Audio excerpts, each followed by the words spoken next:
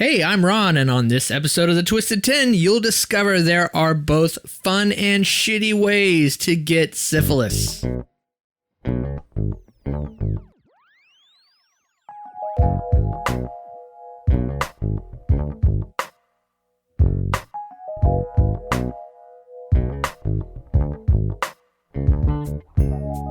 And welcome to another episode of The Twisted 10. I set you guys up by saying that, didn't I? That was fun. All right.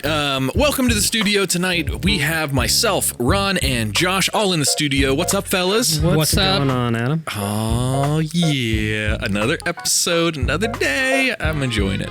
You know, we'll before we get into the show, it was nice to see your brother or your brother-in-law and sister last night. I got to see Dan and Steph for a second. It was really cool to see them again. I hadn't seen them in a while. Well, 2 weeks ago, I guess, when we did our whiskey episode. For the whiskey. Does he want those glasses back, by the way? I've got them upstairs. The sampler containers? Yeah. I think he said you could keep them. I think he did too. He bought them for the show? Yeah. I guess if you don't have a use for them, I'll take them back to him, but... Ooh, maybe we could do something special and hang them on the wall or Let's something. put more whiskey in it. That's a great idea. Even when we're not doing episodes on whiskey. I want that Angel's Anal... No, Angel's Envy. You want that Angel's Anal? I do want Angel Anal. Angel's Envy. Angel's Envy. Yeah, that was my favorite out of that batch, I think. I did have a good glass of Glenlivet by the pool yesterday. I sound posh. Glenlivet by the pool? Yeah. I've never heard that. Is that the whole name of it? No, I was beside a pool and had Glenlivet scotch. Beside the pool? How you folks doing? That's what that means. I didn't go over there, actually. We went up to the... Now, this is going to make me sound really fucking posh. But I went up to the country club. Now, I want to justify that. Yeah. Country club in Titusville is... it's nice. Don't get me wrong. It's a beautiful country club. It's great. It's like a country club in Mayberry. It's not. Yeah, it's not a status symbol. Even though those old people there wanted to be, it is not a status symbol. That means I have an extra 100 bones a month I get to throw somewhere to get pool access for as much as I want. Was anybody there smoking a cigar? No. Drinking some whiskey? No, there was an old guy there that very awkwardly came up and started talking to me and wanted me to go out on the golf course with him one day, just like out of the blue. So when I play golf, I always thought that was, you take your friends. If you're in a tournament or something and you get a group with somebody, that's one thing, but you just don't go ask some random stranger. He either wants to get you into Amway or get you into his church. Something. That's a good point. There's something. Or into his trunk. Or, well, to his trunk, into his white van. We were swimming. He did have some nice trunks. I'm just going to say. He wants to see if you swing. There's some angle here. There is. I see what you did there. Some angle here. Swing. In the golf course. Get it? Was that a triple entendre on purpose? No, completely accidental. Any entendres at all were accidental. It was a single entendre. That's not really what that is, though, is it? Double entendre just means multiple meanings. No, I know what a double entendre. You would have just said his penis, that or something. You would have been direct. That's single entendre. Brown. Yeah. Exactly. Well, so cool. Welcome to, especially, let's throw a shout out. We're going to welcome the folks listening to us on Ghana or Ghana. I don't know the pronunciation for that listening app. We've got quite a few listeners that have come on board from using that podcasting app, and that is predominantly India. Yep. So the country of India. We've got, not Indiana, Ron, India. So we've got a lot of folks that are listening that are outside of the country from that location, and you guys are taking off. It's doing very well. We're very excited to see the new listens. This is number 2. They passed Australia. This is the country where Mike Pence is from, right? India? Oh, that's Indiana as well. Gotcha. Yeah. There's a joke there, but it's too insensitive. I'm not going to make it. But no, so wanted to welcome you all. We have a few new destinations that we've published now to Ghana or Ghana being the one listening app, the one streaming service. It's kind of like for us in the U.S., we're predominantly Spotify or SoundCloud subscribers for, the people who listen to music and podcasts. This is like that, just their India's version of that. So yeah, welcome to the show. If you hop in the Discord, check out twisted10.com and then click the Discord link. It's a free invitation for anybody that's out there that listens to the show. Get involved with us. Shoot us a message. Say hi. Let us know where you're listening from, and that goes for anybody anywhere. We want to get some more participation out of you guys in there. Give us some ideas for shows. I mean, there's a ton of stuff you can do with it. Yeah, just hang out. Be a part of it. You were also telling me, where else did we just get? Syndicated shared to, Deezer. Deezer, right? Deezer was one. It's too easy. Come on, it's too easy. Did you say radio.com? Radio.com, That was the other Deezer. Radio.com isn't really...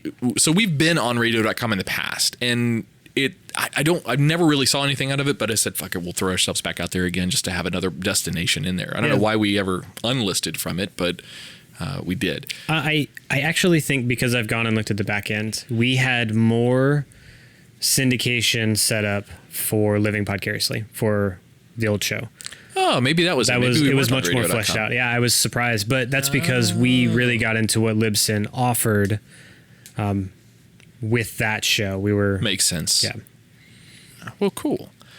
All right. Well,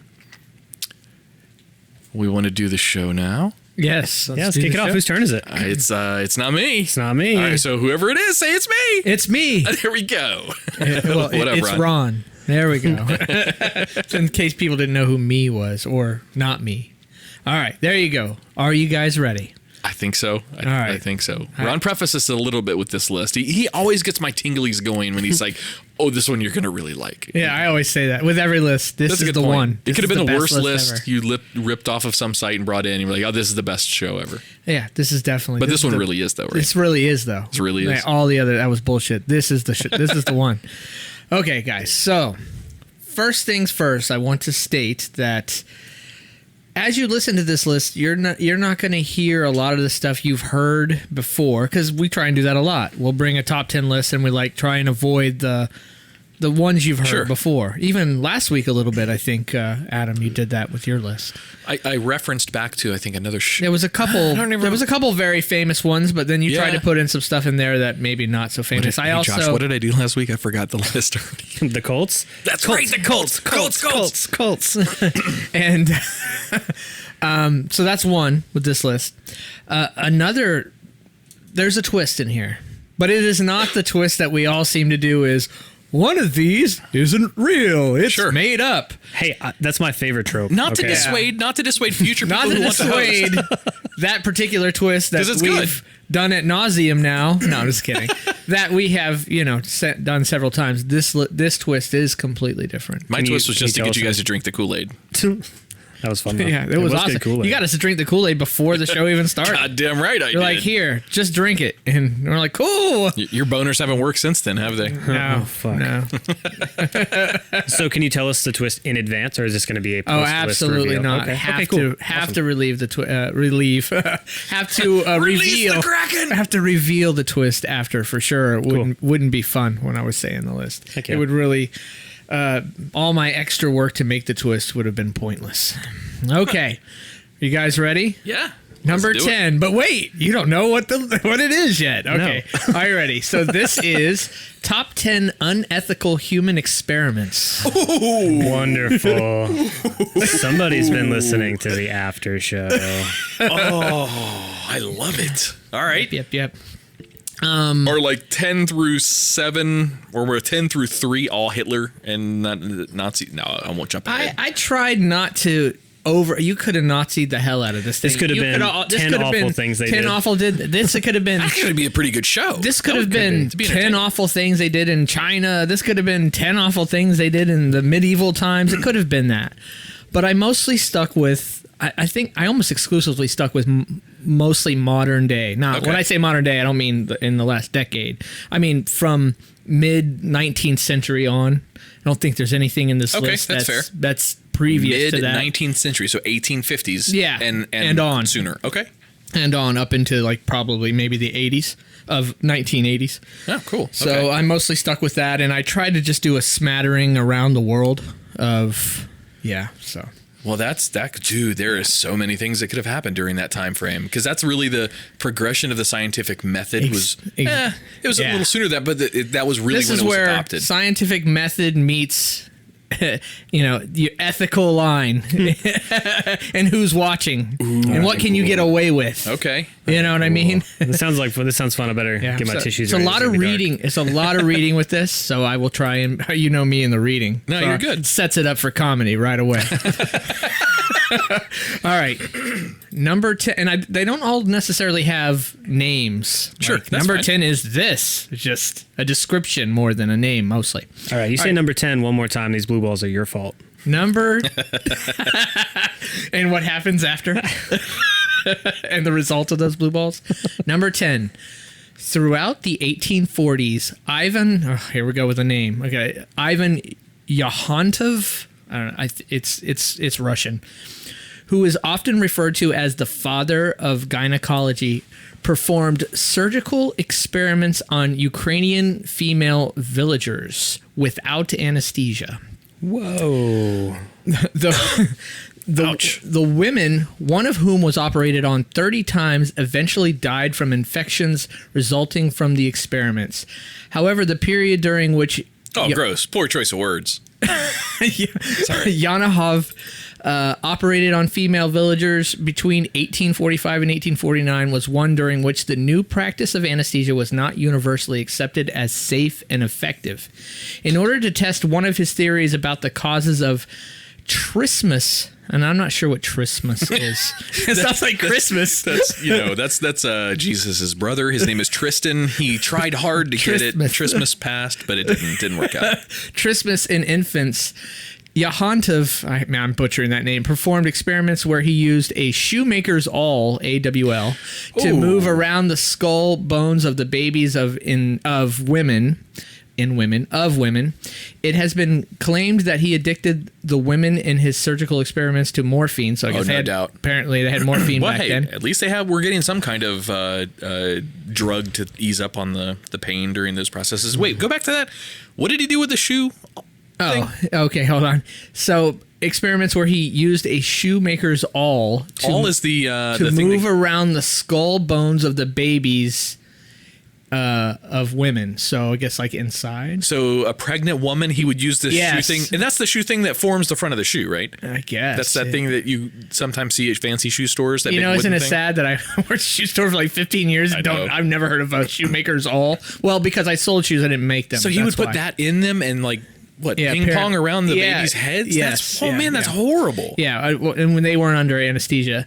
It has been claimed that he addicted the women in the surgical experiments to morphine, only providing the drugs after surgery was already completed in order to make them more compliant.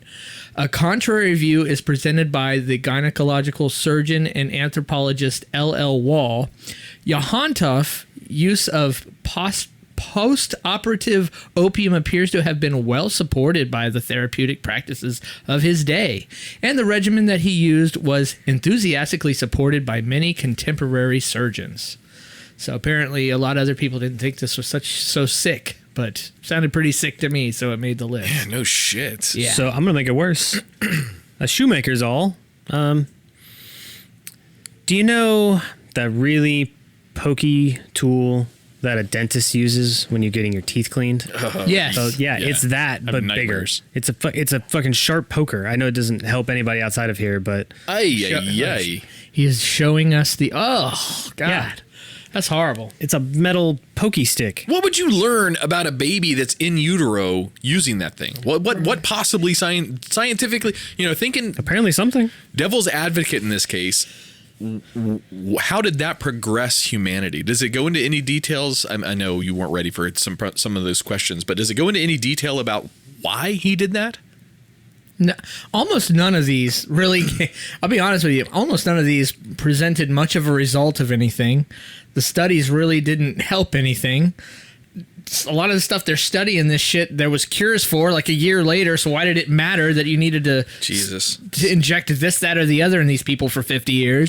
I'll use animal testing just as an see example. What happened. So animal testing, there's a lot of people that are anti-animal testing. Yes. And they do not support, like PETA, for example, does not support any animal testing for the most part. Does that include keeping a dog head alive for 29 days? Yes. I actually just listened to that show. Oh, it's brutal. Like earlier in the week. There was a Twisted 10 where you and Tach talked about it. It was probably like might have been an after show. No, it was a Twisted 10. It was a Twisted 10 because I just listened to it like a week ago. It was like episode maybe 5, 6, 7, somewhere in Oh, there. that was way back in the day. Yeah, it was way back in the day where he did twisted science experiments. Tach did. Oh, and I wanted to, the reason I listened is I wanted to make sure, number one, I didn't repeat anything. Sure. And number two, this list wasn't so similar to what I was doing. It wasn't worth doing the list. I gotcha. Which, you know, that's why I heard to it. But so that's why I said the example of like keeping a dog head alive for 29 days. Good copy. The direction that I was taking that was, even though that, so there's been tons of research on what these chemical agents do to these animals, and then we can use that research to progress our products, be it makeup or be it, you know, medicine or whatever the process is, it progresses humanity's understanding of what types of things are going to react in certain ways. While that's bad, to some people, very bad to test on animals, to include certain companies that still use that data that has been done, you know, 40, 50, 60 years ago on those animals, it at least at some point has helped humanity, has done something positive. Maybe it wasn't as justified, you know, to kill a rabbit because you want to figure out if this lip balm is good or bad for humans. I get that. I get it doesn't justify the means don't outweigh the goal. Is that the right term? Means don't justify the ends? Means don't justify the ends. Yes. However, at least there was an end there. And this, what good... I'm having a hard time putting that There's together. stuff on this list and a whole bunch of stuff that not on this list that I'm like, why? I won't ask that question again then. I'd say so. Why? Let's make a pact to not call the crazy person crazy, because these are all Good call. nutso people. It's a good call. Man, that is fucked up, though. All right. So that was number 10. And you'll be very excited. I actually numbered these 10. You did it right this 9, time. 8. Nice. By the way, that show I listened to about the twisted science experiments, Yeah. Tach was actually even started saying number 1, number 2, Oh, number did 3. he really? He was doing the same thing I was doing. But that was when this show was in its infancy and was still working out all the bugs. By now, we need to have our shit together. Yeah. You would think. Yeah, you would think. hope so. All right, number 9.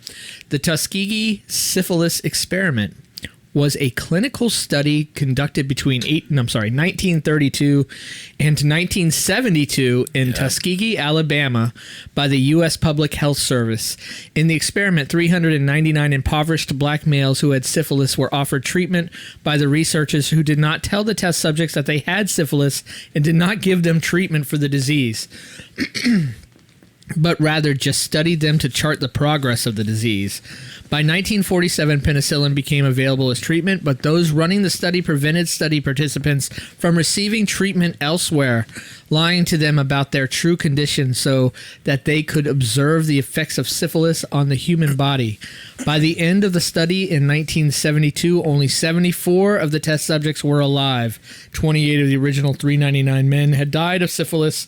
100 were dead of related complications. 40 of their wives had been infected, and 19 of their children were born with congenital syphilis. The study was not shut down until 1972, when its existence was leaked to the press, forcing the researchers to stop in the face of a public outcry. Yeah, that one's very publicized. In fact, I think it was last Super Bowl. I think the person bringing out the coin, I think that one of the ceremonies was to bring out the coin, flip the coin for the game. I think the guy bringing it out and standing on the field, I think it was last one, it might have been 2 Super Bowls ago, was, I think, the last surviving Tuskegee Airman. They did a big, presentation on him and, whatever. But yeah, dude, that is brutal. Was that who, does your document say who engineered that? Was that CIA or was that, who was that at the time? It said public, hold on, was it U.S. Public Health Service? It sounds like a front. I think that was, I don't think NSA was around then. I don't even know if CIA was in 1930, you said? No, from 32 to 72, so CIA definitely They were there appeared somewhere later. in that time. I don't know the conception of CIA. Interesting. Yeah, that one's been talked about before on our show, at least in reference, at least.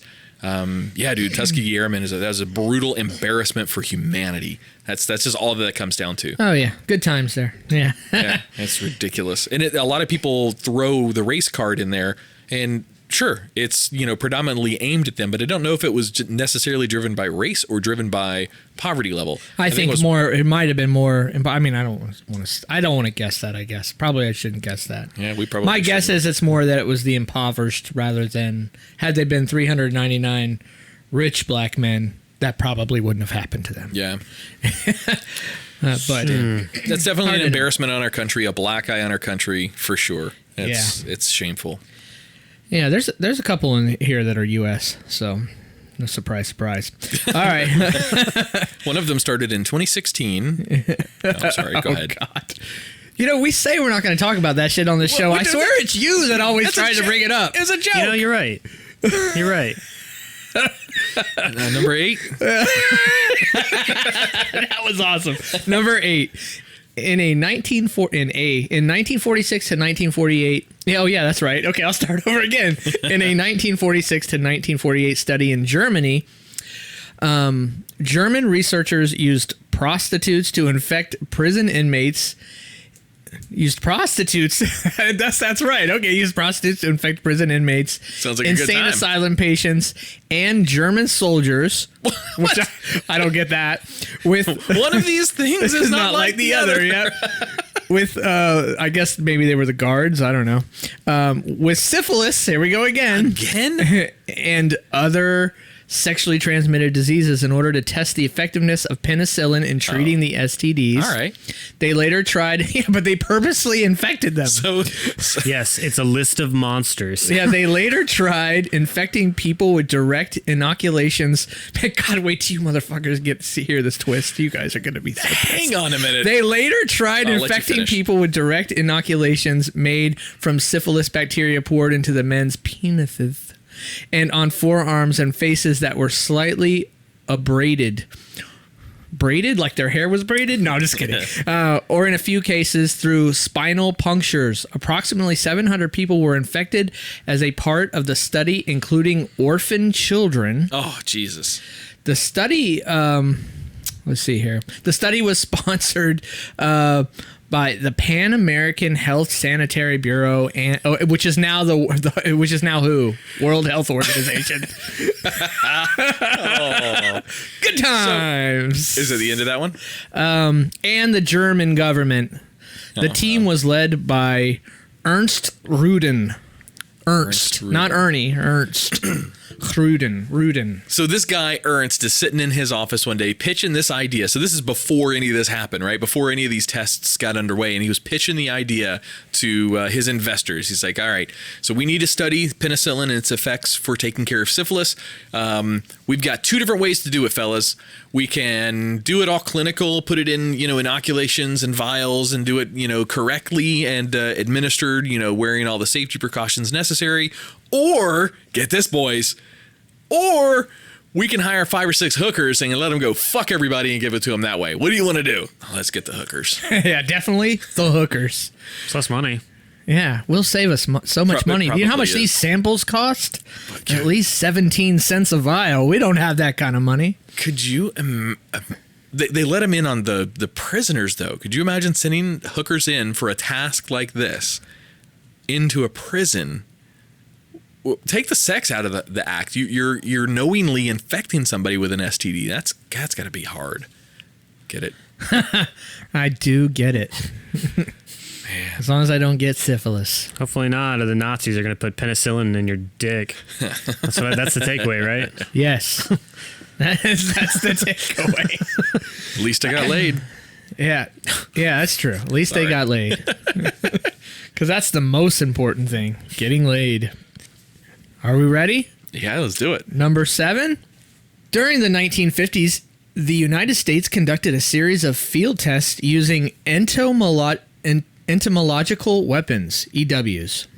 Operation Big Itch in 1954 was, and if this was gonna, dude, if the twist was there's a fake one right now, Adam would be like, that's the fake one. Operation Big Itch. In 1954 was designed to test munitions loaded with uninfected fleas. In May 1955, over 300,000 unaffected mosquitoes were dropped over parts of the U.S. state of Georgia to determine if the air-dropped mosquitoes could survive to take meals from humans. The mosquito tests were known as Operation Big Buzz. The U.S. engaged in at least 2 other EW testings, Operation Dropkick and Operation Mayday.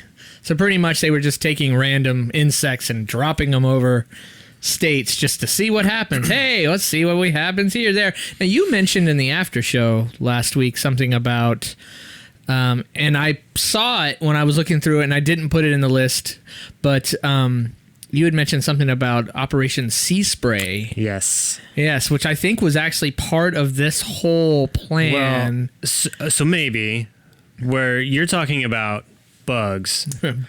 Operation Sea Spray was unknown chemical. Well, the military knew what the chemicals, or the CIA knew what the chemicals were, but they were just spraying them like they sprayed San Francisco with chemicals to see what happens.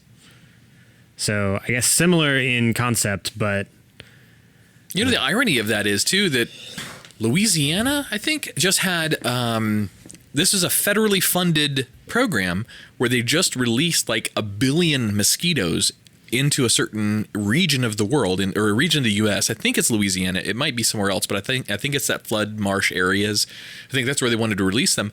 But they did it for bioengineering. So what they've done is they've released these mosquitoes to go out and populate. And what this population of mosquitoes is supposed to do is get rid of all mosquitoes, or reduce the numbers of mosquitoes, because they're bred to, I don't know, either all shoot blanks or something. They've been genetically altered to do something different for the community. They cause the fertilized eggs to become unviable.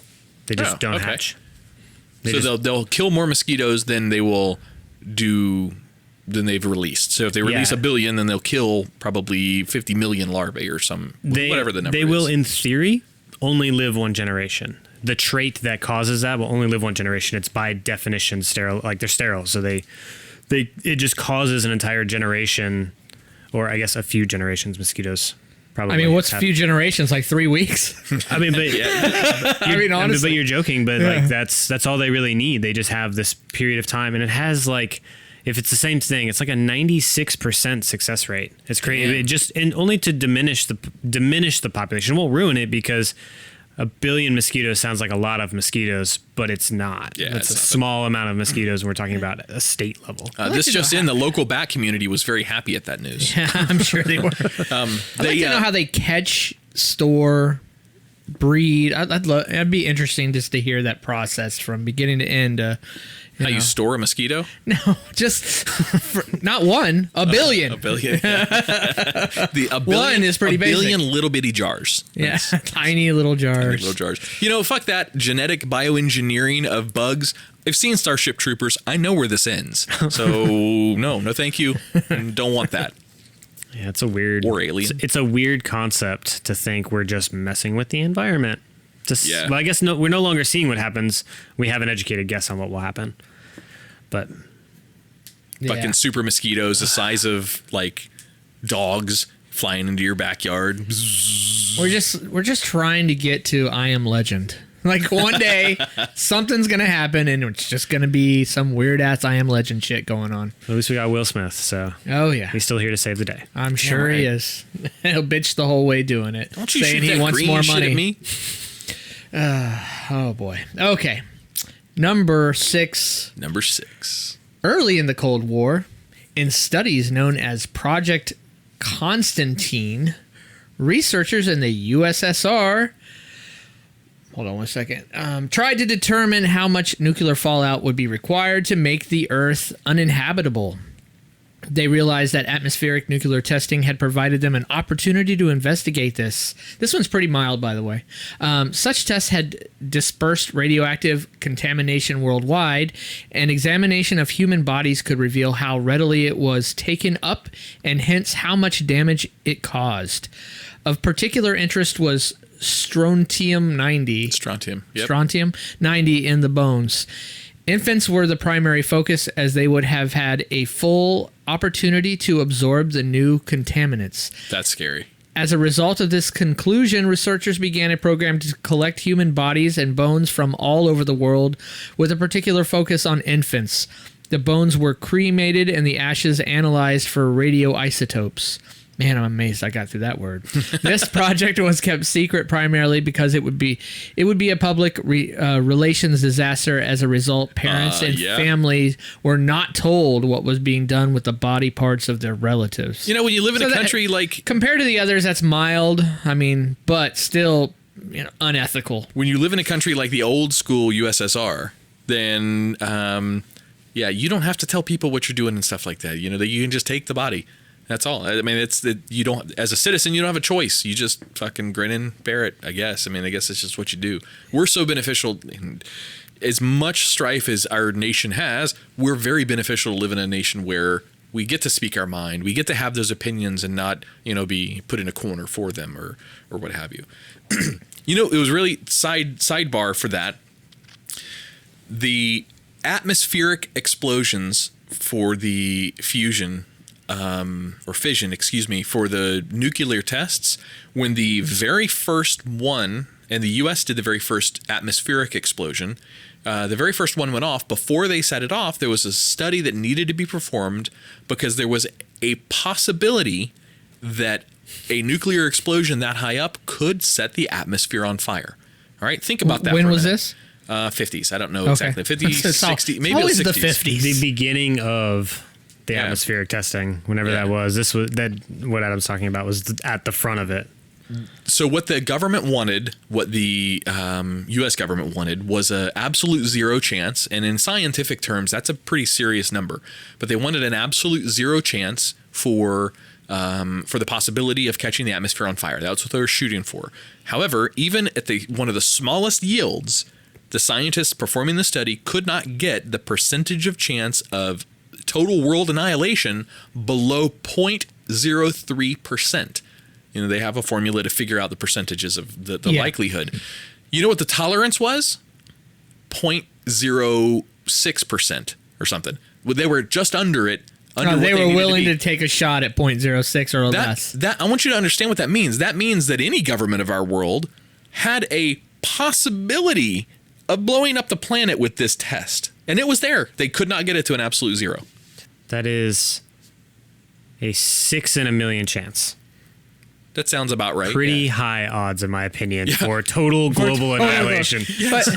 That's the great filter right there. That's what that is. You're right, though. Weren't some of these same, nothing to do with the atmosphere, but weren't some of these same things brought up with the, I always forget the collider, the Hadron Collider. The Hadron Collider. It was. Yeah, very much so. Like people were concerned you're going to open up a black hole, and there was scientists saying, look, there's this probability that you could literally just open a black hole right here at the Earth and swallow up the whole solar system. In fact, the LHC, the Large Hadron Collider in Geneva, they had, before they fired that thing up, even to turn on, not to collide particles, but before they could turn it on, they had to satisfy so many of those scientific inquiries to prove without a reason of a doubt and have that evidence also peer reviewed before they could fire it up. It took them like 4 years just to do the back and forth to show that it has no possibility.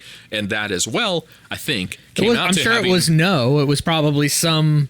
Well, it's micro. So what they do have is microscopic black holes, which blink out in nanoseconds. There's the chances of a black hole hanging on, and again, you can hear all of that in that. What the fuck is that podcast that I've referenced before? The End of the World. Oh yeah, End of the World with Josh Clark. Josh Clark, yeah. Sorry.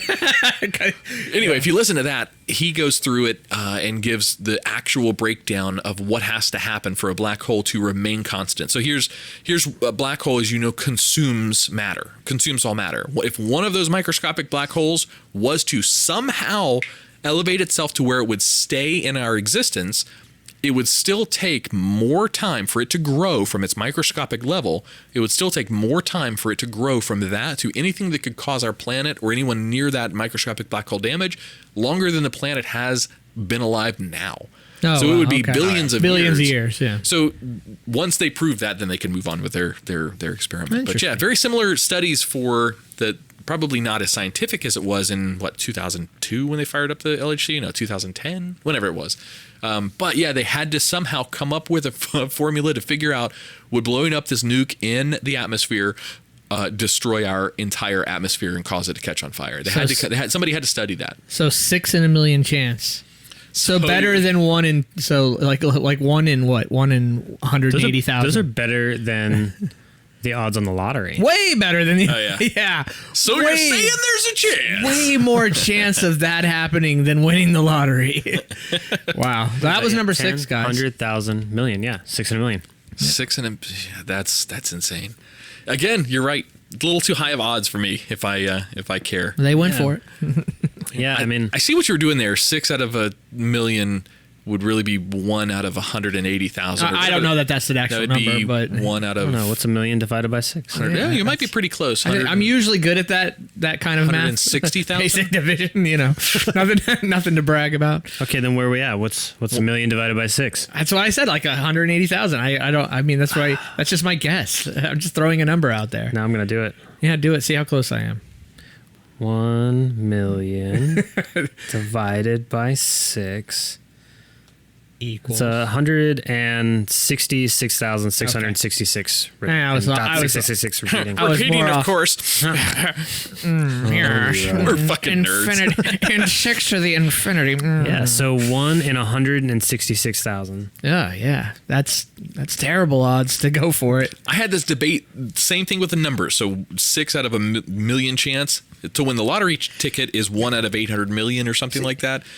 If you had 2 tickets, 2 different numbers, you now have 2 out of 800 million chances. Me and my boy Scott used to get in this debate all the time. All the fucking time. He didn't think that I was right, but I was right. I want you to think about something. The fact that you repeated, right? 6 in a million. You repeated probably the way it was presented. This is the way you present your idea so that it sounds better. 6 in a million, right? That sounds like, 6 in a million, that shit's never going to happen. Versus if you present like 1 in 166,000, you're like, that's a little risky. It's the same exact fucking number. Same number. Yeah. But the perception of that, so the people that wanted to do it probably presented it, they packaged it as, it's 6 in a million shot, man. That shit's never going to happen. I mean, if you think about it, that's probably what went down. All right. Well, let's take a break in studio. There is 2 out of 100,000 chances that you're going to come back and listen to the next part of the show. see what I did there? Yeah. All right. No, just kidding. All right. We'll be back. Ron, it's a fucking good list so far, buddy. Thanks, man. I like it. I'm digging it. All right. We'll be back. While it's a crying shame, I'm still loving you. Ain't that the truth? And one of these days I'm gonna have to choose. That's why it's such a crying shame that I'm still loving you. Oh, well, it's a crying shame I'm even crying at all. Though tears may fall, I still have my alcohol. That's why it's such a crying shame that I'm even crying at all. Seems I've loved and lost another for the 10,000th time. I'm angry and confused, but I was a fool to forget that I'll always be alone, just shamefully still crying over you.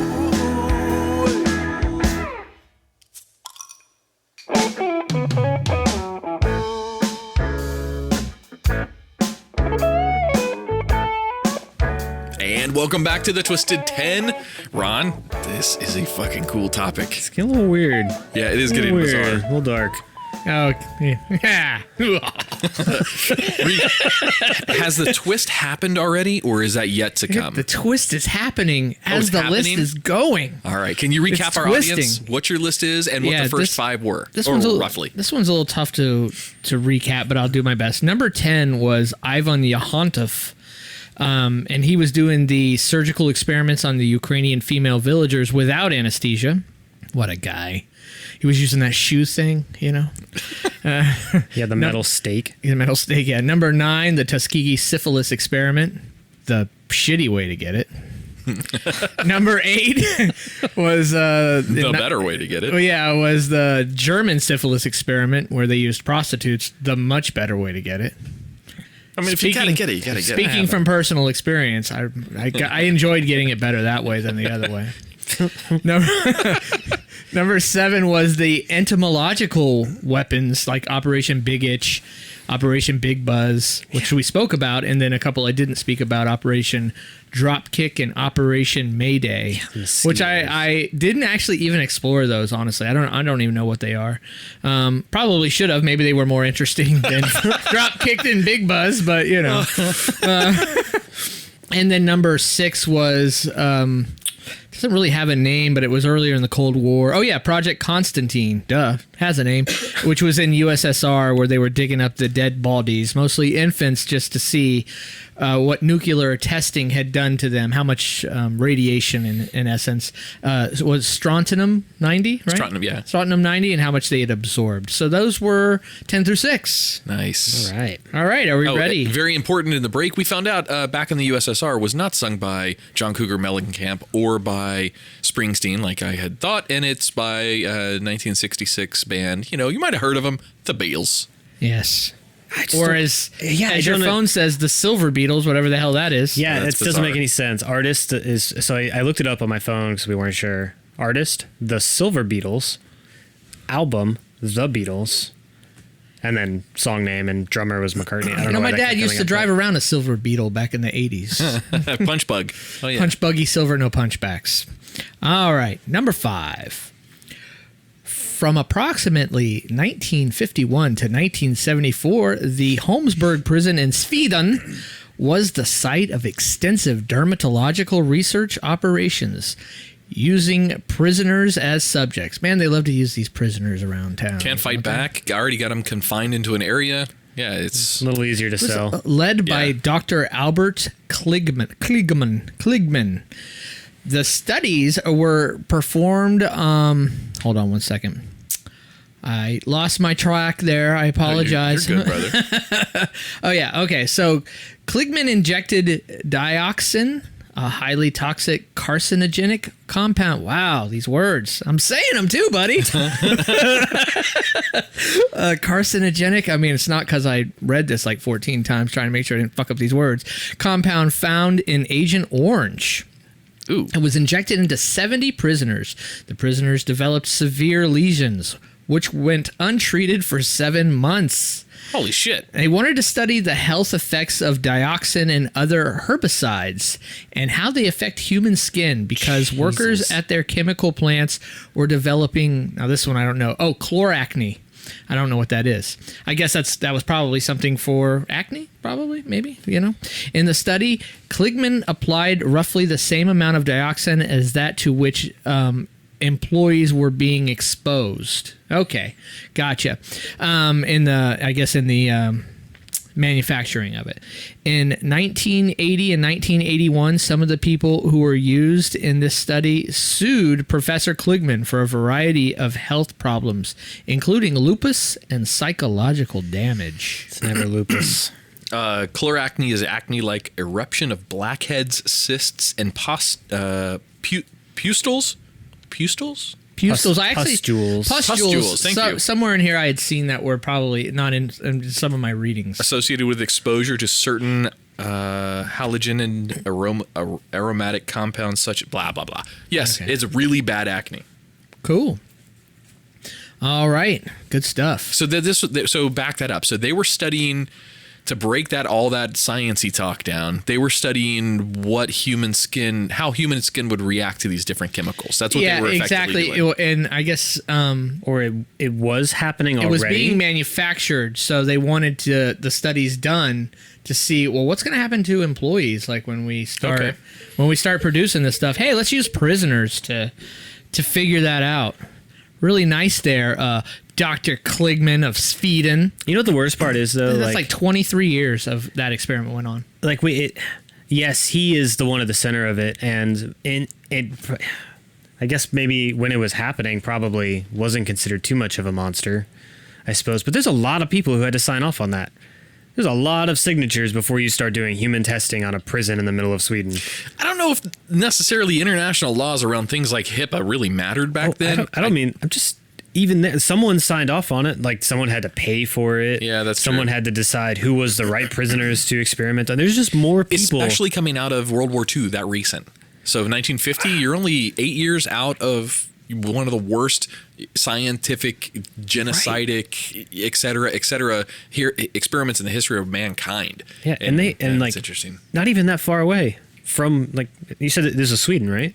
Yes. Yeah. So I don't think Sweden fell to the Nazis, but Sweden, I think stayed neutral. I think. fairly I sure don't know. they were I just far don't enough think away, they but- got to Sweden. I say I don't think they got that far. They didn't get that far. They'd have gotten everywhere eventually if we let That's them. a good point. You ever They play Risk? froze in Russia. Nobody takes Russia. Yeah, that's true. So let me ask this really dumb question. The Muppet, the chef from the Muppets, the one that goes, is he Swedish or from Norway? I thought he was Swedish. I don't know. All right, so that applies here. So that chef, Klinglorm, what's his name?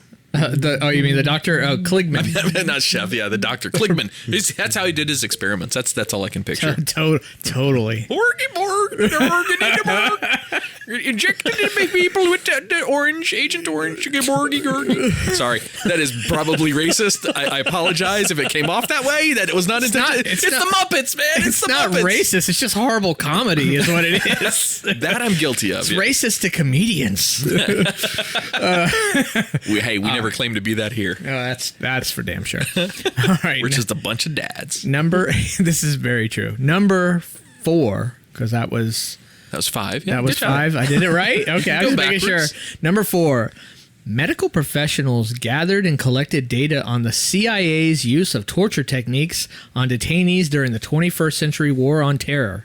In order to refine those techniques and to provide legal cover for torture, as well as to help justify and shape future procedures and policies, according to a 2010 report by Physicians for Human Rights, the report stated that research in medical experimentation on detainees was used to measure the effects of large volume waterboarding and adjust the procedure according to the results. As a result of the waterboarding experiments, doctors recommended adding saline to water to prevent putting detainees in a coma or killing them through over-ingestion of large amounts of plain water. Sleep deprivation tests were performed on over a dozen prisoners in 48, 96, and 180-hour increments. Doctors also collected data intended to help them judge the emotional and physical effects of the techniques so as to collaborate the level of pain experienced by detainees during interrogation, and to determine if using certain types of techniques would increase the subject's susceptibility to severe pain. In 2010, the CIA denied the allegations, claiming they never performed any experiments and saying the report is just wrong. However, the U.S. government never investigated the claims. You're kind of touching on what could be down the road from now is a really good list, but it could get us in trouble. The top 10 things the CIA has covered up, but later proven, accurate about, because they're all over some shit like this. There's no such thing as bad publicity, I guess. I guess so. Adam has been Twisted killed. 10 under fire by the CIA. Host missing, but show at large. Just Best downloads ever.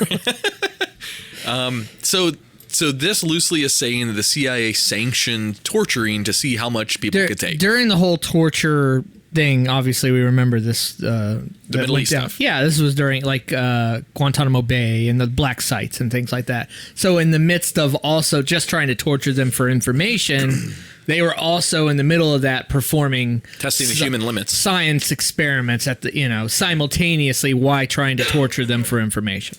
Yeah, seeing how much a human can sustain. The waterboarding thing is amazing because that is renowned to be one of the worst torture styles that there is for the human physiology and biology. It's supposed to be mentally breaking and physically breaking so fast that even like 10 seconds of waterboarding somebody is still considered like a hate crime. It's brutal. It is horrible. They did it on Mythbusters.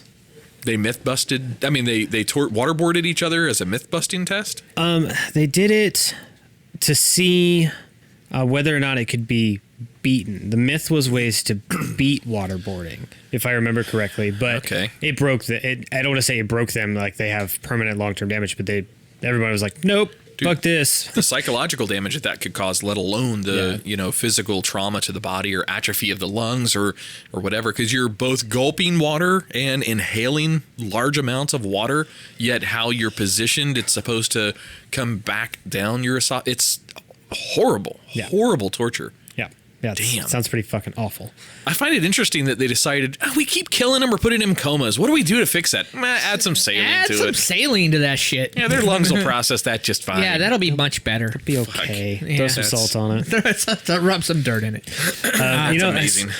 I don't know how much truth there really is to this, but I got to sit in on a very interesting pissing match once upon a time. So, for anybody listening who does not know, once upon a time I spent some time in the Middle East as a contractor, and I got to sit at a table. Two friends of mine. It was a good, very friendly conversation. But they got into a pissing match on who had been taught the most ridiculous way to torture somebody, and it was fucking wild. And the only one I will tell you. Is this the one guy that I know? I'll tell you off air who it was. Okay. I'll tell you who it was, just not off air. Adam also was over there, so he might know the same person. But this particular person, he won because he said that he was shown that you can put a man in a chair. I guess somebody with a scrotum is. You can put somebody with a scrotum in a chair, and you can cut somebody's sack open, and you will not bleed out. And you can just take one of your nuts out and just flick it. Well, not one of yours. Take one of this person's nuts out. While I got you tied in the chair, I'm over here. Flick my nut at you and just keep hitting you in the eye with it till you get syphilis. I'm touching my eye right the now. third way to get syphilis. The third Have way. a nut flicked at you continuously. I just Oh yeah, that would that be has brutal. stuck with me. It just makes me uncomfortable even to say. I'm just, Did you know that the testicles, if cut open, like just the sac, the scrotum itself, your testicles would unroll and unravel? Yeah. That is fucking amazing to me. They're like, it's a Imagine trying to fish it back up, like a fishing line? Fish it back up, Reel like it back in. like a little spool of thread. Yeah. Oh, that's actually, if you go to meatspin.com, that's what they're doing. They're winding. So now you're reminding me, where you first started going with this, I was thinking about the movie, I believe, it's one of the James Bond movie with Daniel Craig, I believe it was Casino Royale, where they had him sit in a chair where the bottom was cut out, and he was just taking that belt or whatever and whipping the shit out of his nuts. Yeah, it was a rope with a knot tied in it with a weight on it. God, Yeah. dude. That You'd hear him. just, yes. Could you imagine? And the funniest part about One that time. was, yes, this is a little bit of a spoiler for that movie, but the funniest part is after he's been hitting the nuts like 8-10 times, Daniel Craig's character, Bond, turns to the guy and says, you know, the funniest part about this is you've been torturing me the whole time, but I view it as I just got you to scratch my nuts for me. It's an awesome. He did it way cooler than I can ever sound. He was a good Bond. Yes. Yeah, I Yes. agree. Yes. All right. Number 3. Oh, yeah. Okay. From early 1940 until 1953, Quinn Pareto, a highly respected pediatric neuropsychiatrist who practiced at Valdehebron University Hospital in Madrid, Spain, performed electroshock experiments on at least 100 children. The children's age ranged from 3 to 12 years. Some reports indicate that she may have performed such experiments on more than 200 children from 1942 to 1956. Electroconvulsive treatment, ECT, was used on more than 500 children at Valdehebron University Hospital, including Pareto's experiments. From 1956 to 1969, ECT was also used at Hospital Del Mar. Pareto claimed that the results of the therapy were positive, but in private memos, she expressed frustration over mental health issues caused by the treatments. Pareto would sometimes shock children with schizophrenia, some less than 3 years old, twice per day for 20 consecutive days. Several of the children became violent and suicidal as a result of the treatments. That makes sense. They're 3-year-olds getting electrocuted. Yeah. Imagine Violence is the only rational response, really. You know, that time in history, all over the world, you had some strange, I guess from the early mid 1800s to about the early 1940s, you had these asylums, and the asylums were usually where the Nelda-wares of society would be put. So everything from people with schizophrenia to people who were normal but just got ostracized publicly or socioeconomically or whatever, they're thrown into the asylum, and at that point it's a shame thing. Your family disowns them, you have no communication or contact with them again, so it left these asylums to do whatever kind of crazy experiments they want.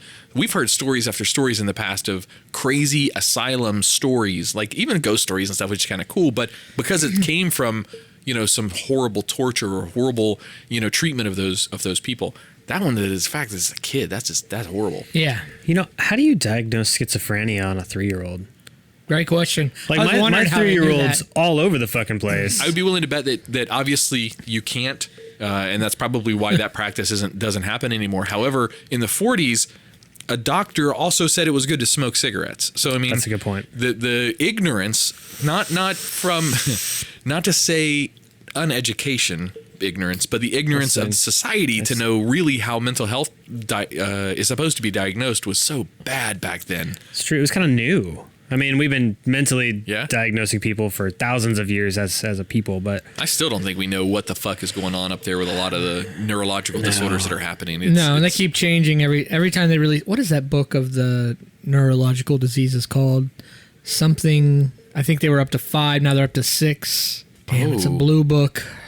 That's a trivia question right there. So it's specifically for neurological disorders? Yeah, it's specifically for any kind of mental disorders, from anxiety, from anxiety to schizophrenia and everything in between. It's called something. Damn it! I'll find it. I'll find it at some point, maybe at the end. But we're gonna press on for now. Yeah, good copy. Okay, number 2 in a series of studies. Sorry, I had space in this. Between them. It's okay, old man. You're holding your phone about 6 feet away. You want my readers? No, I'm good. I can read it perfectly. I just had space. Sonny. And then for whatever reason, when I sent it to my phone, like they decided you don't need the space. Fuck you. In a series of studies which were published in the medical journal Pediatrics, researchers from China performed experiments on 113 newborns ranging in age from 1 hour to 3 days, in which they studied changes in blood pressure and blood flow. This one's bad, dude. I remember this now. In one of the studies, researchers inserted a catheter through the baby's umbilical arteries and into their aortas, and then submerged their feet in ice water. Ask me what the hell they thought this into the belly button. Yes, up to the heart, into the aorta. Anyway, well, so the main valve. Heart. Okay, yeah, and then put their feet in ice water. In another of the studies, they strapped 50 newborn babies to a circumcision board and turned them upside down so that all of their blood rushed into their heads. Good God. Good times. Did they circumcise them too while they were on there? Or was it like a twofer? Yeah. Sorry, that's a horrible joke to make. It's a good time. It was a good time saver. So yeah, man, that's. At some point, you got to ask yourself, as a human being, this had what no. the fuck am by I the doing? way, this had no time. There was no like. When did this happen? Were they after something? I'm sorry if you said it, but were they after a thing? Like, were they trying? It didn't. Honestly, understand, like, I put. Oh, by the way, I forgot to cite. I forgot to cite this. Blood develops. This every bit of this is all from like Wikipedia. If you want to go to human experiments. Every bit of all I said is all from Wikipedia. Okay. I sourced nothing else. I meant to mention that right at the beginning, but it's all from Wikipedia. Yeah. So no, that particular time. I'm sure if I went and dug deeper into this particular thing, like this one, they didn't even put what year, which is it's the only one where it really didn't have a time of reference. That's the same type of question as the first one. Yeah, why? How did it help humanity? What was the point? What did they think would or wouldn't happen, or what were they trying to help? Agent Orange under the skin. Yeah. I don't approve of it. I don't condone it, but I get it. I understand what the intent was there. Some of the syphilis stuff. I mean, at the time, syphilis was, especially before penicillin. Yeah, it was massive. It was a massive huge problem. Global problem. It was a massive problem. They were trying to figure it out. I mean, these are horrible, again, unethical ways to do it. Yeah. And I guess, but this, I have nothing. I've got nothing for you. Have you ever seen the little, and these are still used today, at least, you know what, this is a long time ago when I've seen one of these, but they were still used in my lifetime. Have you ever seen the board that they put the baby boys on to do a circumcision? No. At least in practices of medicine in the U.S. Dude, it does look like a little torture chamber chair. I mean, or a little torture chamber table. It's a foam, like it looks kind of comfy to be honest, but then they strap the legs and the arms and the head into place and everything, so there is no movement that can happen, and it's formed around the baby. It's really bizarre.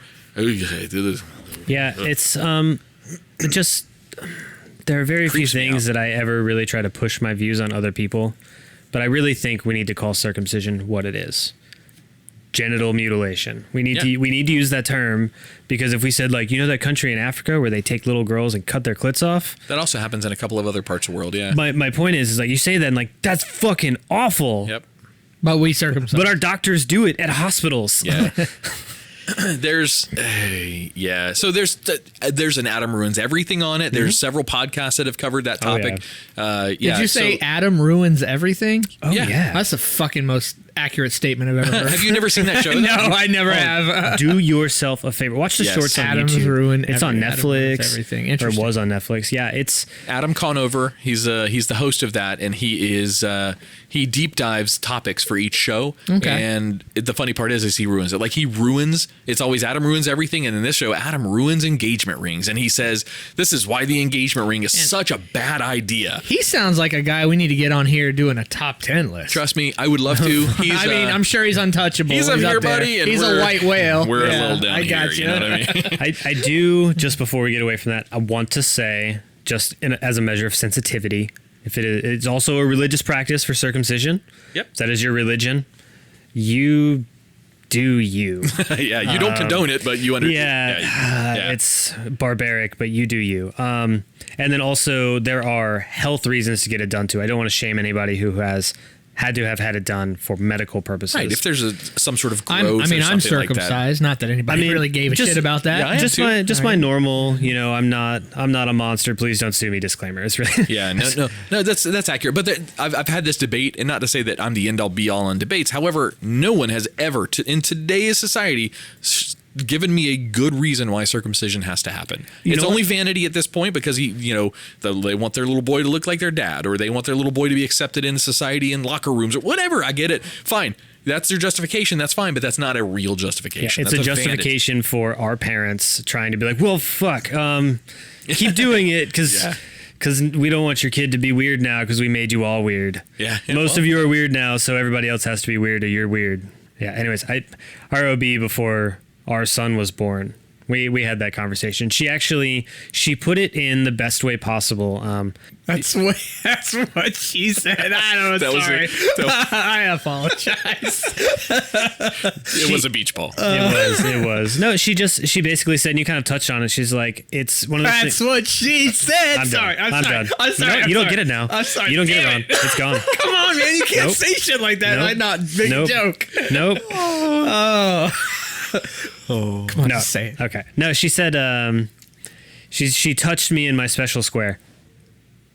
He didn't that time. Nothing. You beach balled it, but he saw that coming. He should saw- have. No, He it's should not have. that. It's that I'm trying to let him finish whatever he wanted to say by not responding. She said, God, Lost our train of thought. I lost it now. I remember you started with he put it in the best way possible. She put it, okay, she responded very well. She basically said the only real reason that she could even understand why somebody would do it, and it wasn't to ask whether I am or am not, but just one day you're going to have that conversation with him, and some people don't want to have that conversation. I thought that was really fascinating. She doesn't do it. She elects not. Have the conversation. What do you mean?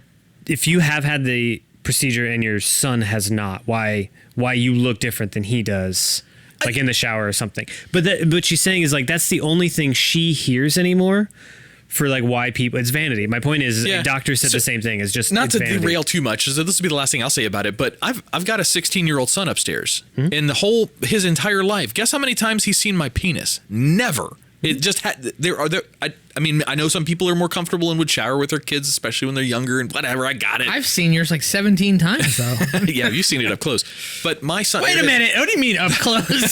There has never been a situation where those paths would have crossed to where a penis would have been visible. You know what I mean? Not to say that it's wrong, but it's just not my style of life, and I think I live pretty normal. That's fair. Just that has never happened in my life. That's fine. At a point where he would recognize it. When he was a little bitty boy, okay, sure. When bathing, doing some fun time in the bath, stuff like that, that's different. But not when he's old enough to recognize it. Like my daughter now, I'll give her baths, but I don't take baths with her. It would It would make me feel uncomfortable. Not her. I know she doesn't give a shit, but it would make me feel weird sitting in there. You know what I mean? Yeah, that's we talked about this. I believe it was on the after show. Might have been on the episode last week. We just talked about taught shame. Yeah. Like the concept of taught shame, because that's what that is. Human bodies. Almost all shame is taught. Yeah, definitely. No, not almost all. All. Shame is taught. Yeah, it doesn't shame matter is taught. what it is, right or wrong. Shame is taught. It's that's like a good point. we're conditioned over a period of time in our lives. Yeah, definitely. To be shamed by, and that's why different people feel shame or react differently to different things they see. Some people are perfectly comfortable with nudity, others not comfortable at all, and a lot of people in between. With I different think my reactions. only level of uncomfortability with nudity has to do when there's children around. I think that's the only area where I feel uncomfortable. I'd be perfectly fine going to a nudist colony, hanging out, playing some beach ball, do whatever. I got it. It's fun. Cool. Let's do it.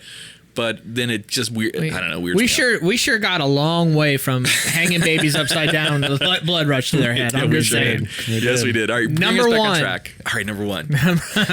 Number one, Albert Stevens, a man misdiagnosed with stomach cancer, received treatment for his cancer, quote unquote, at the UC San Francisco Medical Center in 1945. Dr. Joseph Gilbert Hamilton, a Manhattan Project doctor in charge of the human experiments in California, had Stevens injected with, should I say PU-238 or PU-238? PU, that does not sound right. Plutonium? Plutonium. Yeah, plutonium, correct. So PU-238 and PU-239 without informed consent. Stevens never had cancer. A surgery to remove cancerous cells was highly successful in removing the benign tumor, and he lived for another 20 years with the injected plutonium. Since Stevens received the highly radioactive PU-238, his acclimated dose over his remaining life was higher than anyone has ever received. Neither Albert Stevens nor any of his relatives were told that he never had cancer. They were led to believe that the experimental treatment had worked. His cremated remains were surreptitiously acquired by Argonne National Laboratory Center for Human Radiobiology in 1975 without the consent of surviving relatives. They dug up this dude's grave? Some of the ashes were transferred to the National Human Radiobiology Tissue Repository at Washington State University, which keeps the remains of people who died having radioisotopes in their body. Interesting. They probably watched the half-life. That's what they're probably studying there over time, is watching the half-life and the erosion of the element itself. Damn, number dude. one. They're in good old San Francisco. Man. In 1945. So the Land guy of the free. The guy did have... No, he didn't have a tumor. No, he did have a tumor, but it was benign. He had a benign tumor. They told him it was cancerous and took this opportunity to just remove the tumor and inject him with plutonium instead. But he lived. Telling him he had treatment. But he lived great. Yeah, he seemed to live okay. Well, I don't know. I mean, I don't know how old he was. He had it done. He died at 17. Let's see. It was done in 1945. It looks like he passed away in 1975. It doesn't say how old he was. This almost he sounds lived 20 like... years with the plutonium in it. It said.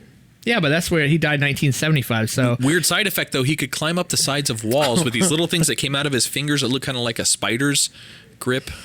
No. That trilogy happened. That trilogy happened 4 times. Whatever. It's better. Oh, God. We have another Batman coming out. Another, whatever. Yeah, I know. There's always got to be a Batman going. I'm Batman. No, that actually, as awful as that is for those guys Mr. and, Albert and that Stevens. family, Yes. This sounds like a precursor to modern chemotherapy, right? I mean, that's... But what's the point if the guy didn't have cancer?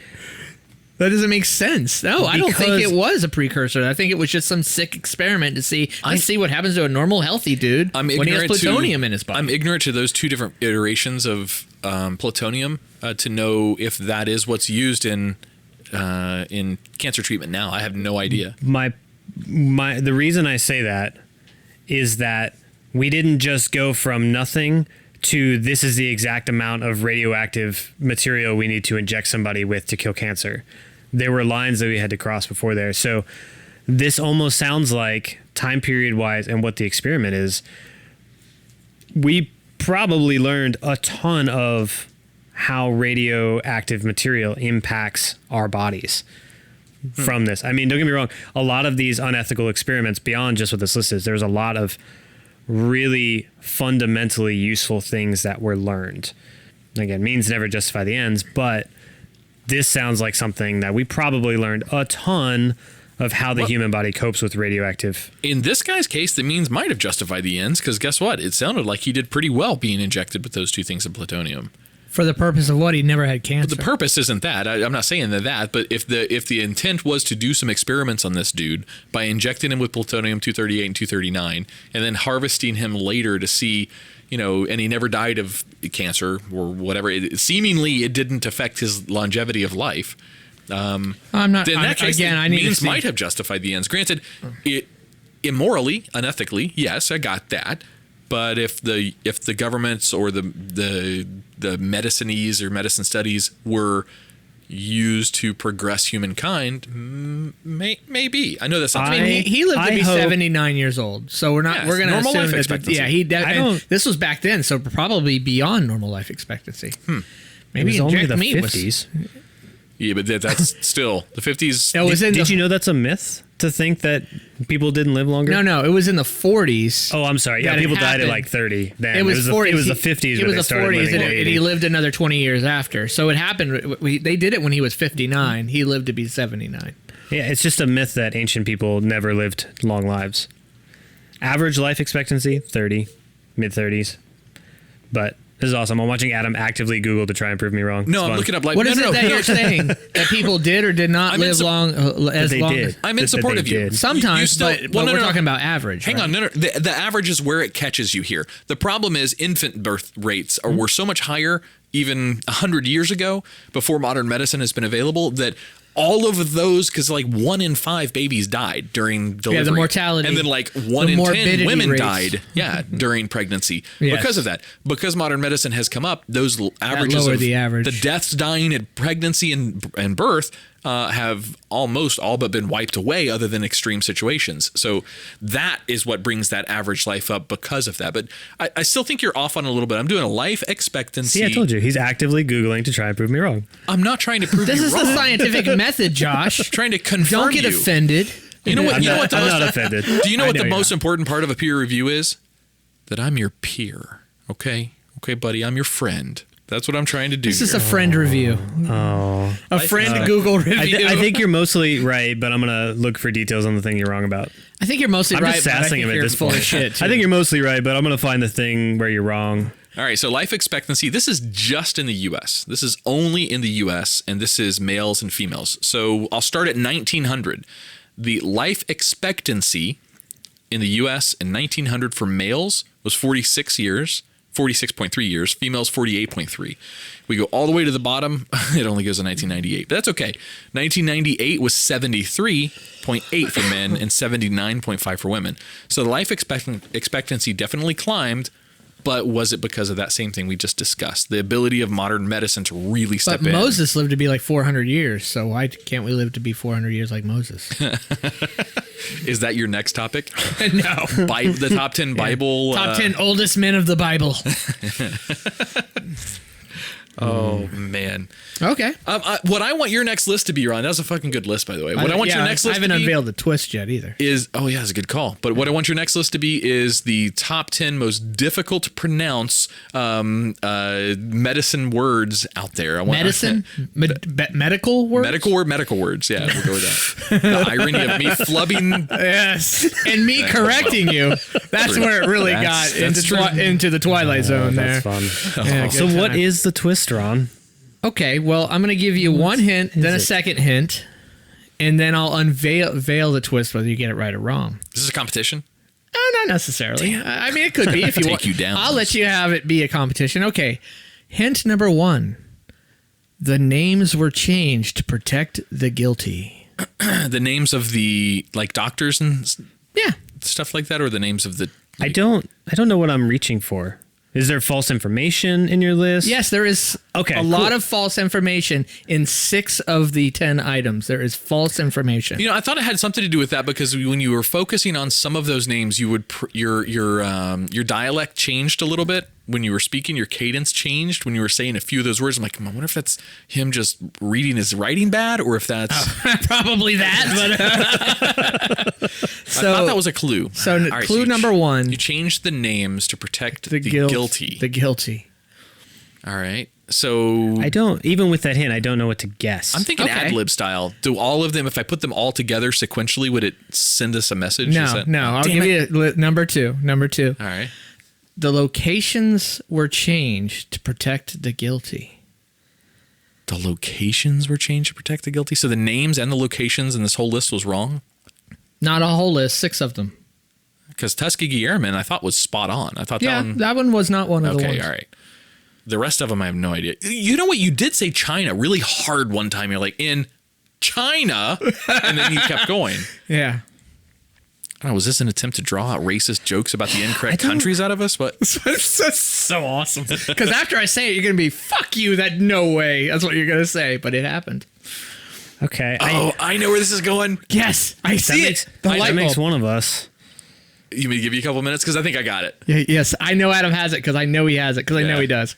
Say it. Are there more hints? Hang on. I still don't even know what I'm trying to guess. That's what's so great. I do. But Adam got it, so apparently. Okay, yeah, go for it. So I think that Ron set these names and these locations up all around the world as a red herring for us. I think that all of these are U.S.-based issues. Boom! Did I get it? Everything happened in the United States. Nice. Everything I said. Now I will, because we always recap the list, right? Yeah, hell I will recap the list and correct the information just a little bit quickly. That makes the term "guilty" got me there. To protect the guilty. Protect the guilty. I'm like, oh, this is Ron fucking with U.S. Okay, so number 10. Remember the experiments done on Ukrainian female villagers? Yeah. By Ivan Yahantif? No, that was done by good old J. Marion Sims on African slaves in the 1840s. Oh, damn. Yeah, there you go. So that was number 10.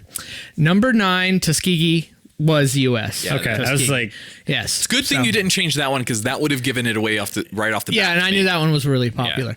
Yeah. Okay, but the next syphilis study, right? The one hookers. The hookers, yes. That was in the U.S. Yes. But the United States did it, but they did it in Guatemala. So remember I said German soldiers? Okay. It was Guatemalan soldiers. Okay.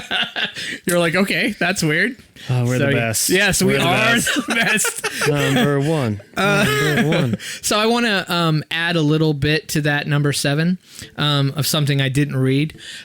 John Charles Cutler, he was actually the person who performed this, who later also participated in the Tuskegee syphilis experiments. Cutler chose to do the study in Guatemala because he would not have been permitted to do it in the United States. That makes sense. Bring him in. He's got tenure. In 2010, when the research was revealed, the U.S. officially apologized to Guatemala for the studies. A lawsuit has been launched against Johns Hopkins University, Bristol Myers Squibb, and the Rockefeller Foundation for alleged involvement in the study. Cool. All right. So number 7, which was during the 1950s, United States conducted that was the U.S. So I said that was the U.S. That was the etymological, the operation. But there was actually 7 experiments. I thought the names of the. I thought that was you gave us. You kind of threw it at us. The Operation Buzz, Operation Slapstick, or those whatever. Were real. Those were all real. All right, those are all real. There was names. 7 experiments all at the same time. They were all etymological experiments that they presented to the the government, the military, really, to say, hey, we need to see if you will approve any of these 7 experiments. All these Operation Big Itch, Big Buzz, all of these. And they were like, yeah, sure, do them. Fuck it, do them all. They approved all 7. So, number 6, which was what I called Project Constantine, which was actually Project Gabriel. That was the Cold War one. Oh, I see. You switched angels. Yeah. You switched angels. I see what you did there. Research in the USSR was actually research in the United States, United Kingdom, and Australia to determine how much nuclear fallout would require to make the Earth uninhabitable. It was the U.S. and those countries digging up the babies and the bones and stuff. Damn. Yeah. Forefronts of modern society right there, all 3 of them. There you go. So number 5, right? From approximately 51 to 74, the Holmesburg prison. It was Holmesburg prison, but it's Holmesburg prison in Pennsylvania, not Sweden. So are you going on and on about Sweden, which is making me laugh so hard? Was the site of the extensive the dermatological experiments, the lesions and all that. That was actually Dow Chemical Company that paid for that experiment because they were the ones having their employees produce this chemical, and they needed to see, well, what's this going to do to our employees? So they had them do this. This doctor, his name was Dr. Albert N. Kligman. Oh, so it wasn't even meant for like weapons Kligman of war. Sounded Swedish to me, so I said, I'm going to just say it happened in Sweden. So this wasn't even towards a weapon of war type of situation. No. This was a company worried about their manufacturing process? Dow Chemical, yeah, and Johnson & Johnson. Johnson & Johnson is at the forefront of a ton of lawsuits. Yes. A ton. Yeah, so Dow lawsuits. Chemical Company and Johnson & Johnson, they were the ones that were like, yeah, here, let's see what happens, man. We're doing a lot of we're producing a lot of chemicals. We got to find out what'll happen to people. I wonder what it's like to feel that entitled. Yeah, it's ridiculous. So number 4 was we talked about the CIA torture. That obviously was the U.S. Number 3, that was the one where I said it happened in Val del Hebron University. The electroshock therapy on the children, that was in the U.S. That was actually in Bellevue Hospital in New York City. Ay. Yeah, that was Dr. Loretta Bender. So, yeah, good You times let her there. do what to you? And then number 2, which was where they were doing the weird stuff with the babies, like the umbilical cord and the aorta and dumping them upside down. That was where I said China. That was actually University of California. Good times there. Holy shit. Yeah. So and then number 1 was, I said it was U.S. Albert Stevens, the stomach cancer, the guy who didn't actually have stomach cancer. I had already stated that was the U.S. So good old USA. So the twist was they were all in the United States. And I set out that way from the beginning. I said, I'm going to find a bunch of sick shit that happened in the U.S. because I know there's a ton of it. Oh, my God, there is so much. So much. This list doesn't even scratch the surface. There's stuff, if I had really wanted to dig into some of the stuff where they didn't really expand on it as much, and I wanted to go dig the information on those experiments, it's endless. So you could do a top 100 list, all for the United States. And I thought, I'm going to change a bunch of them to other countries and then flip it on you. By the way, the United States is... It's a creative twist. Yes, That was good. Sick as hell. I was absolutely lost until Adam said it. Yeah. Yeah, I didn't even know what I was face. guessing. I saw your face. I had to give. I had those clues already preset to give, and that's all I was So giving. your emphasis on the word guilty. You change the names to protect the guilty. It didn't bother me That's if you what guessed gave it or away. not, simply because I was going to be unveiling it anyway to go through the rest of that top 10 again. That's fucking awesome, dude. That list took so long, to siphon through all of the different experiments. Oh, no doubt. To try to not hit too many really popular ones. Obviously, I didn't hit any of the Nazi stuff because all this stuff happened in the United Makes States. sense. Yeah. That's reason why. And when I said, I tried not to, hit a bunch of Nazi stuff, there was no Nazi stuff in here. Yeah. Obviously. Jeez. So yeah, and then to go through and try and surreptitiously kind of change them took as long as putting together the list, to kind of somewhat cleverly do it and not catch on until afterwards, till I gave the clues. Fucking rocked it out, dude. I must say, your week, you owned it. So Nice. very, It was very fun. good It was list. a lot of fun. And it was sick. There's some really sick shit that happened out there.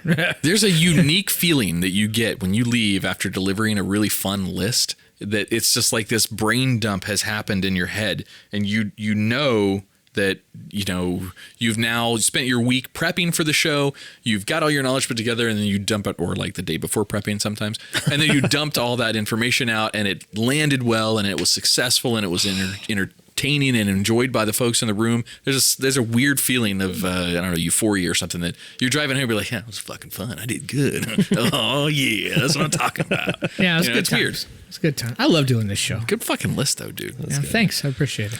I have a little bit of a teaser Ooh. Yes. His dick is already out in studio. already out and hard. I see that. So I've had several ideas that have hit me for doing recurring themes for shows. Ooh, okay.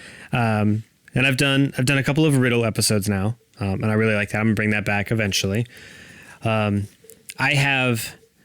gonna spoil the general idea, but that's fine because it won't ruin the actual episode. Okay. So we have been doing a lot of behind the scenes looking at our metrics and what countries are going to. You mentioned Ghana and D's and all that stuff earlier. We're really looking at what countries are listening now. It's just giving us a lot of insight.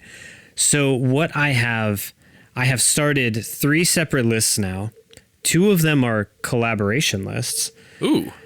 It is going to be 10 things Americans have wrong about country X. Ah. Interesting. Yes, and so I have found I have a really cool opportunity. Do you have like a for example there? Or would it give it away? I don't want to spoil. Like not everyone owns a kangaroo in Australia. Good day, mate. So I will say that Australia is one of them, but that is the one that I don't have a collaboration for. So I don't know an Australian to collaborate with them, but I actually, through work, have access to really, really cool people from other countries who have come to the U.S. to work as interns and scientists and stuff. So I work with a bunch of data scientists from other countries. So cool, man. I look forward to that. That's going to be fun. Those are going to be fun. Yeah. All right.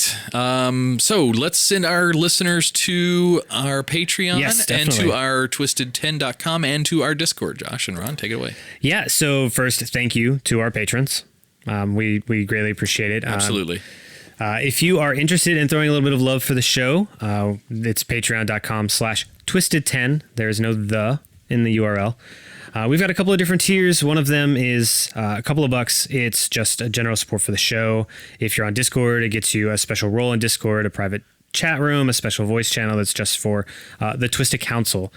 So that's all of our patrons. Thank you very much. From there, there's a $5 tier that gives you access to our after show. You hear us talk about it. We've mentioned a lot over the past few weeks. Every week after the live stream, after the show, we cut everything off, and then we do a roughly 30-minute block of just, I'm going to call it raw. It's very unedited. It's unscripted. There's not the same type of planning that goes into. Yeah, it's not a list. Ron, what was your catchphrase? Because it's stuck with us and I love it. Oh, you're talking. For the after show. Come for the content, stay for the hosts. Yeah, you got it. Yeah, it's a lot of fun. We get a little rowdy. We pull back on our filters a little bit. If you've been listening for a while, if you're familiar with our old show, Living Podcariously, this is a spiritual successor to the old show. It's a good way to say that, yeah. So it's a lot of fun. And then, of course, the website you mentioned, twisted10.com. We have our new website up, our new design, our new logo, everything is out there. But that has, when you view it, it's going to have a little pop-up on the screen, not an obtrusive one, just on the bottom. But it's a link to our Discord channel, which is open to everybody. Adam talked about that earlier. But you can come on in. It's a free channel for everybody. I talk about the council, but there is a free room for anybody to show up. Just say, hey, just hit the website, hit the link. There, you don't even have to install anything. There's a web client for it, or just open a new tab and you just come say, hey, heard it on the show, you guys, great, you guys are awful, just let us know. Yeah, it's a place to hang out. Well, cool. Ron, thank you very much. Good list, buddy. Thank you. Fucking good one. It was a lot of fun. Yeah, that was good. You guys ready to get out of here? Yep. All right. On behalf of the Twisted 10, thank you guys for listening. We greatly appreciate it. If you are a Patreon member, we'll see you in the after show.